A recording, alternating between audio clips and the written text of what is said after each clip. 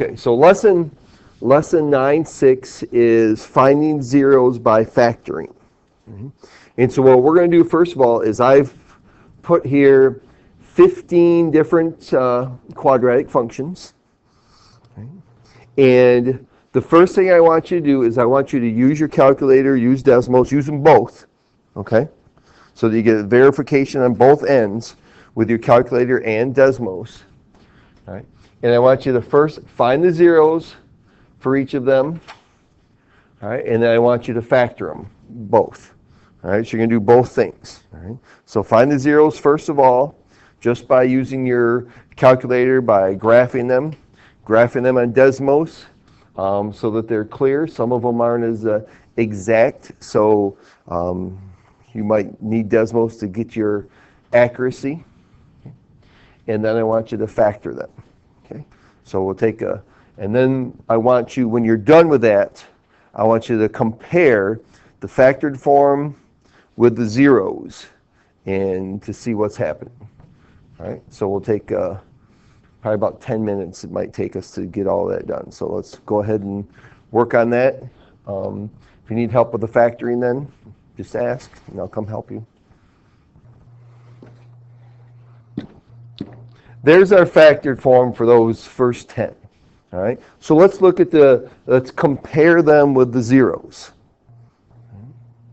So here we have the zeros for number 1 were at 0 and negative 6.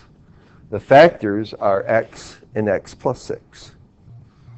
For number 2, the zeros are 0 and positive 5.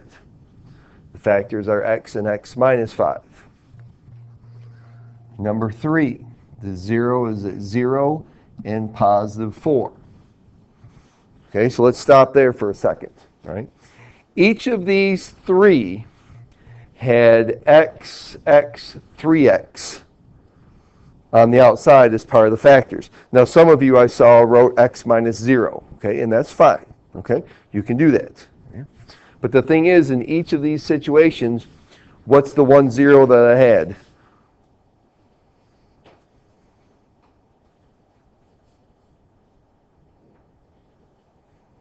In each of these, what's the 1 0 I had?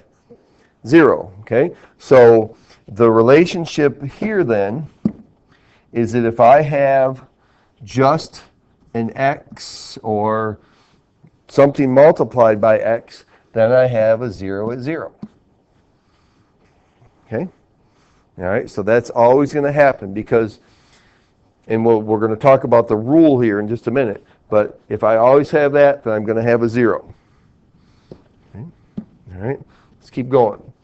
5 and 7, the zeros were negative 5, negative 7, negative 9, positive 7, 2 and 8, 7 and negative 2, 2 and 4, negative 7 and 3, and negative 5. All right.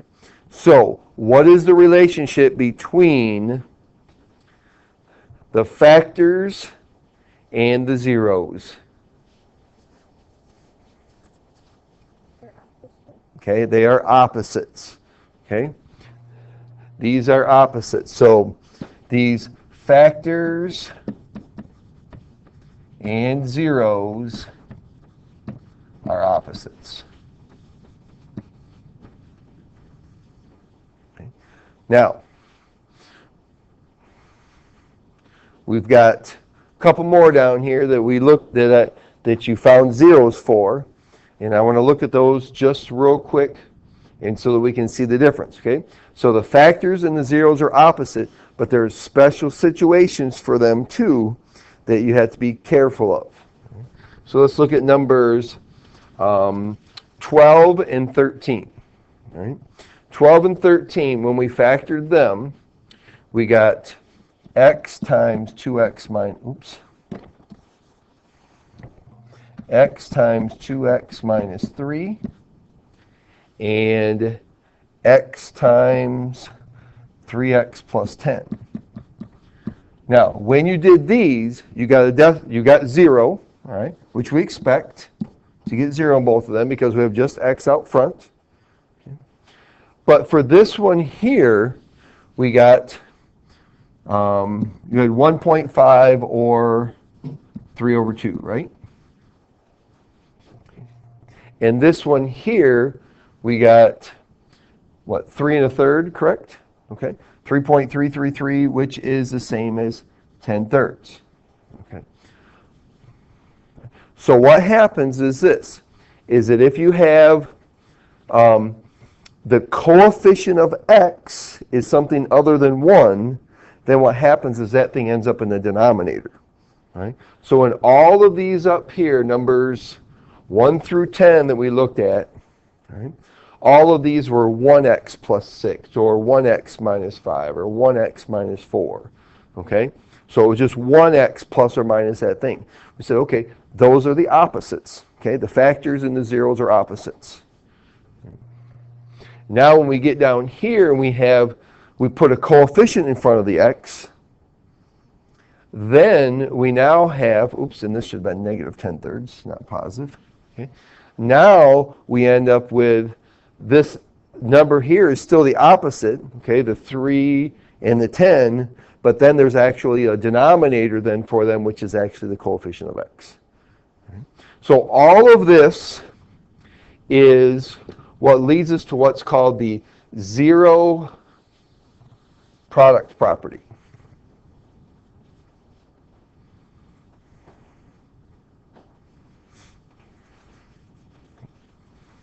And I'm just bringing this up because that's the name of what it's called, zero product property. Okay, it says if the product of two quantities equals 0, at least one of the quantities is going to be equal to 0. Right? So that's why all of those are the opposites, is because when I take them and I set them equal to 0 and I solve, I just get the opposite number. Okay. So for instance, one of the ones that we did was x minus 7 and x plus 2. So I'm going to set if I set both of those equal to 0 and I solve, okay, well, this is x minus 7, but to get rid of that minus, I'm adding 7. So x equals 7. This x plus 2, to get rid of that 2, I'm going to subtract it, so I get negative 2. So the reasons we're getting the opposites in all of them is because of the zero product property, which says if I have a couple things multiplied together and they equal to 0, to solve them then, right, I'm going to take both parts and set them equal to 0 and then solve.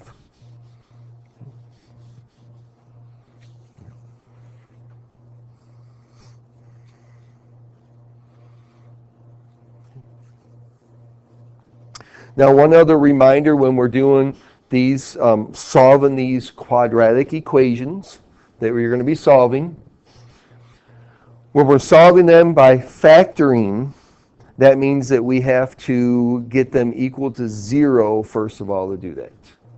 All right, and we'll look at one of those in just a minute.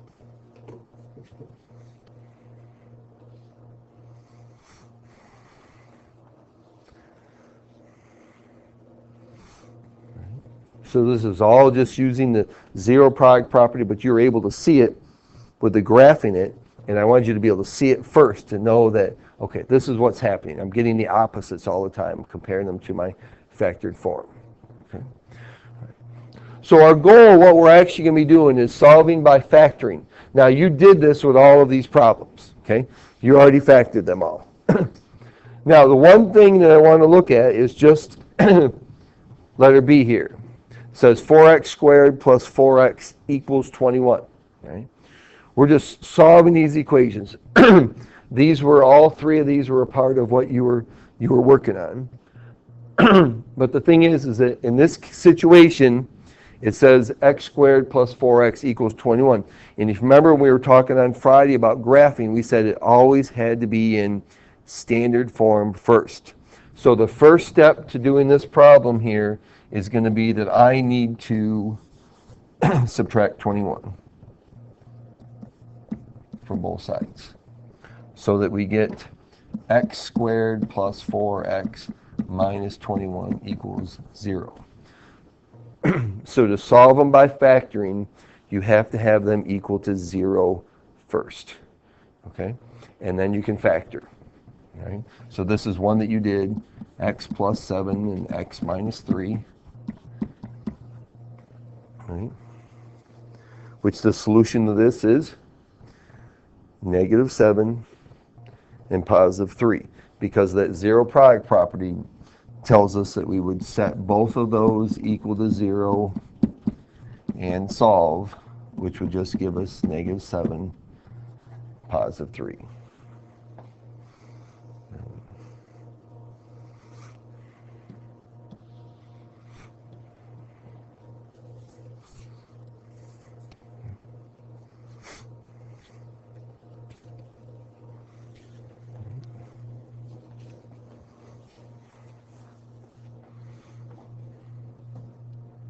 All right, so does that make sense? All right. So you factor it, but when I factor it, I get the opposites. The only time it's not exactly just the opposites is if I have a coefficient of x in my factored form. All right, so if you end up with, so if I'm factoring, like with this one here, we have 3x, this is minus 1 and x minus 1. Right. If I factor that, I get those factors. 3x minus 1 and x minus 1. Okay? So the solution to this one is just positive 1 because it's the opposite. The solution to this one is positive 1 over 3. Because we're actually solving this equation. And to solve that equation, we will add 1 to both sides and then divide by 3. All right, so we just get to 1/3. Right? So if you have a coefficient of x other than 1, then that number is just going to go in the denominator. Okay? But it's all developed by the zero product property where I take my factors, set them equal to 0, and solve.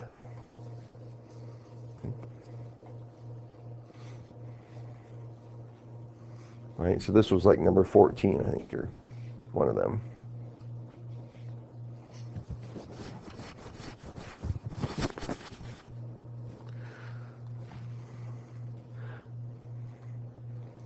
All right, let's look at an application problem then.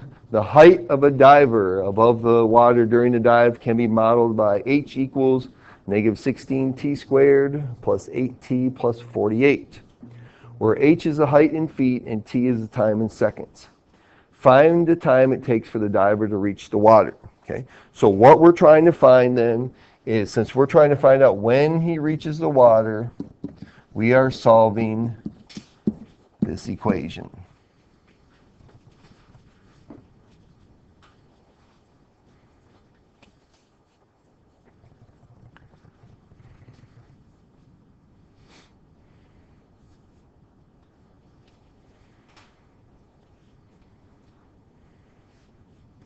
And so this ends up being a factorable equation. Okay, it's a little bit tougher, all right, but it can be done.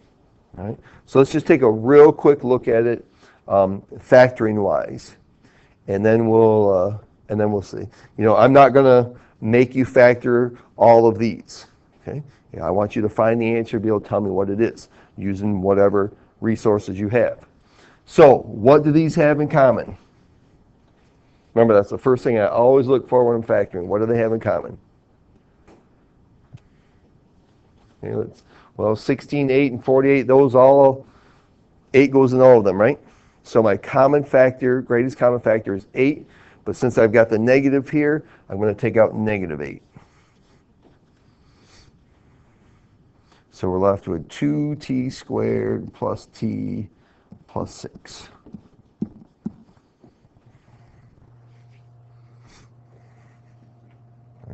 And a reminder, the negative 16 is gravity. The 8 tells me the speed the diver left the diving board at, which this would be 8 feet per second. And the 48 is the height the diver is above the water. Right? So that's pretty high, right? 48 feet above the water. That's a pretty good distance. I'm not sure I would be feeling real secure about that. Okay. All right. So we can factor this. And I factored it kind of. I missed two things. The fact that those are both negatives now. Sorry. So if I factor this, I'm going to get 2t minus 3 and t plus 1.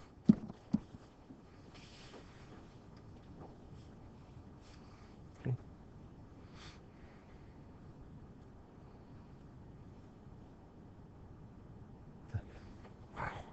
Sorry. Anybody want to correct me? I would if I was you. All right. Okay, so what's the proper factorization? Who can tell me, since I just messed it up? Michael? Can you tell me? I had the 3 in the right spot, but all right. How about a plus 3 here and a minus 2 here? Because this has got to equal negative 6, right, when I multiply it? All right. So, when I solve this then, I'm going to get, what is this going to give me here when I solve this? T equals what? Okay, this is going to give me 3 halves, except it's going to be the opposite of the 3. So I'm going to get negative 3 halves from the first factor, and I'm going to get 2 from the second one. Okay? Negative 3 and 2. Now, this is time. All right? Does the negative 3 halves make sense then? Can you have negative 3 halves of a second? No. All right. So as far as the answer goes, this doesn't work. All right.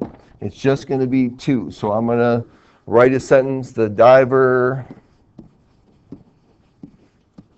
will reach the water in 2 seconds.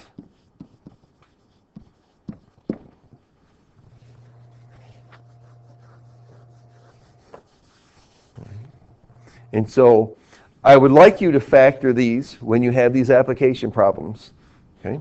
If you can, factor them. You should be able to. The first thing you're going to have to do probably is take out either negative 16 or negative 8 or negative 4 or something. But it's always going to be negative. But the biggest thing is I want you to find that answer. Okay? All right.